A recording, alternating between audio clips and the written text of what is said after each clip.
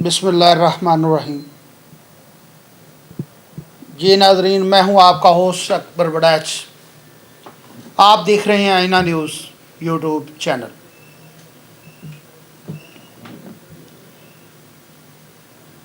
आज हम बात करेंगे शिपा फाउंडेशन के हवाले से, जिसने आए रोज़ जहाँ भी देखें गरीबों की अमदाद के लिए हर वक्त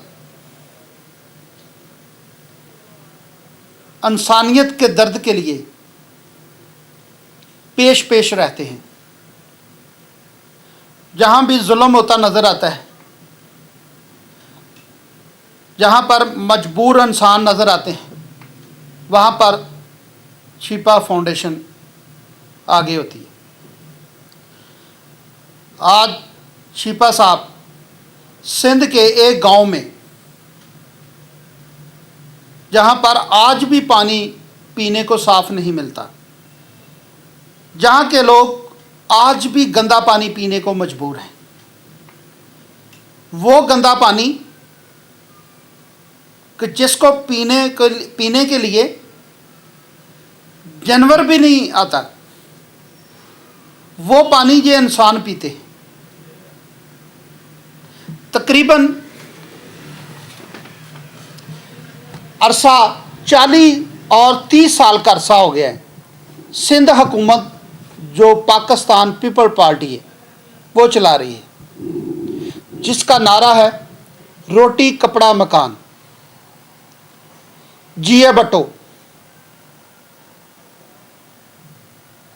जहाँ से बटो शुरू हुआ, आज हम उस सिंध की बात कर रहे हैं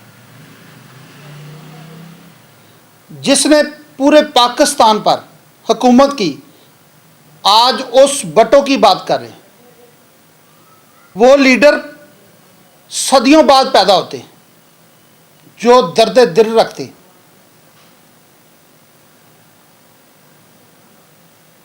आज वो कितना शर्मिंदा होगा।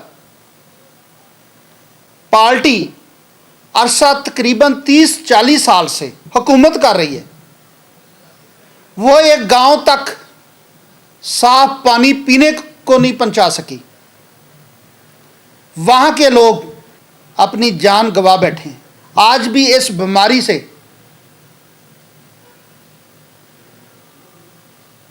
दो चार हैं। सिंध इलाके में, सिंध के बहुत सारे ऐसे इलाके हैं जहाँ पर कोई तालीम नहीं, कोई शऊर नहीं। वहाँ पर वडेरा निज़ाम है। वहाँ पर सिर्फ एक ही निज़ाम चलता है, वो चलता है जरदारी भाई का। जैसे कराची में अल्ताफ़ भाई का चलता है, सिंध में जरदारी भाई का चलता है। 30 साल से जो अपने इलाके को सही नहीं कर सका, जो एक छोटी सी सिंध को नहीं सही कर सका, एक छोटे से सूबे को नहीं सही कर सका, क्या वो पूरा पाकिस्तान सही करेगा? क्या वो पूरे पाकिस्तान का दर्द रखेगा? क्या बेवकूफ़ बनाया हुआ है इन लोगों ने? क्या समझा है इन्होंने अपनी आवाम को? चंद सिक्कों के लिए, चंद पैसों के लिए ये वोट खरीद लेते हैं और उनको मरने के लिए छोड़ देते हैं, और सालां साल वहाँ पर दोबारा जाते नहीं। जब इलेक्शन होते हैं फिर नारे लगाए जाते हैं, फिर वहाँ पर उन लोगों की उम्मीदें जगाई जाती हैं, वहाँ पर उन लोगों से वादे किए जाते हैं, और 4-4 साल 5-5 साल वहाँ से फिर गायब हो जाते हैं। शिपा साहब आज सिंध के एक ऐसे इलाके में, पसमानदा जो इलाका है, गए हैं और वहाँ जाकर उन्होंने पानी की जो बोतलें हैं वो उस इलाके को पीने के लिए दी। उन्होंने एक नारा लगाया है कि जब तक सिंध हुकूमत इनके लिए कोई अच्छा और म्यारी पानी मुहैया नहीं करेगी, उस वक़्त तक मैं इनको फी घर 2-2 बोतलें मुहैया करूँगा, सप्लाई करूँगा। क्या ये शीपा साहब का काम है?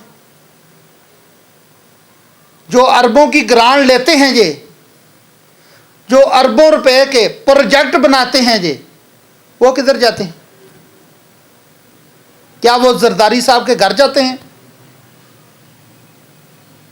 बिलावल साहब, आपको पाकिस्तान की बहुत फिक्र है, इसमें कोई शक नहीं, पर पहले अपने घर को देख लें। क्या आपका घर ठीक है? क्या आपका इलाका ठीक है? क्या आपका सूबा ठीक है? क्या आपके सूबे के अंदर किसी के साथ जुल्म तो नहीं हो रहा, ज्यादती तो नहीं हो रही? पहले अपने इलाके को देखें, फिर पूरा पाकिस्तान देखें। आप वजीर आजम बनने के ख्वाब तो देख रहे हैं, लेकिन पहले आप वजीर आला बने, पहले आप एक पार्टी के काउंसलर तो बने।